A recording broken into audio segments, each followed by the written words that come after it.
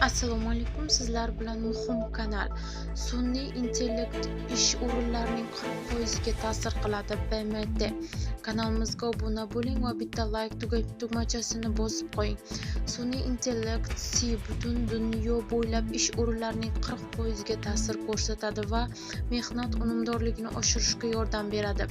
Bu haqda BMT tomonidan kecha 3-aprel kuni e'lon qilingan hisobotda so'z boradi. Mutaxassislarning ogohlantirilishicha, avtomatlashtirish ish o'rinlarining yo'qolishiga olib kelishi mumkin. Avtomatlashtirishdan olinadigan afzalliklar ko'pincha ishchilarga emas, balki kapital egalariga foyda keltiradi. Bu esa ijtimoiy tengsizlikni kuchaytirishi va rivojlanayotgan mamlakatlarda arzon ishchi kuchining raqobatbardosh ustunligini zaiflashtirishi mumkin. Biroq bu ish faqat o'rinlarni qisqartirish emas, balki yangi sohalar va ishchilar uchun imkoniyatlar yaratishdir. Texnologiyalar odamlarni mehnat bozoridan siqib chiqarishi emas, balki taraqqiyotga xizmat qilishi uchun mehnat kuchini qayta tayyorlash va moslashtirish dasturiga sarmoya kiritish lozim, deyiladi hisobotda.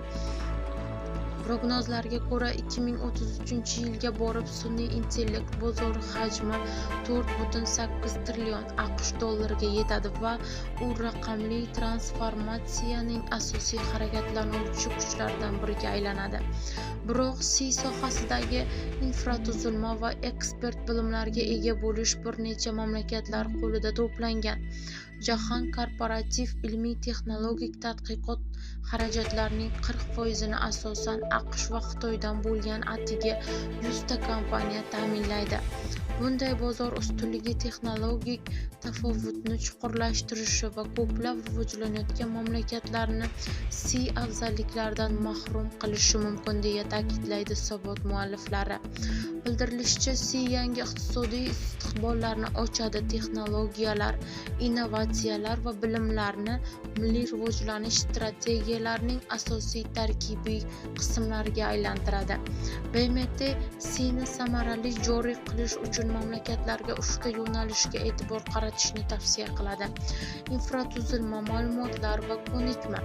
Ushbu yo'nalishlarni rivojlantirishni faqat ni joriy etish, balki ijtimoiy iqtisodiy ehtiyojlarga javob beruvchi o'z innovatsion yechimlaringizni yaratish imkonini ham beradi. Eslatib o'tamiz, avvalroq Avstriyada dunyoda birinchi bo'lib Flian nomli sun'iy intellekt Venna amaliy san'at universitetining raqamli san'at dasturiga rasmiy ravishda talaba sifatida o'qishga qabul qilingan edi. Flianni odatdagi hujjat topshirish jarayonini bosib o'tgan. U portfel taqdim etib, suhbat va muvofiqlik testidan o'tdi, xabarda.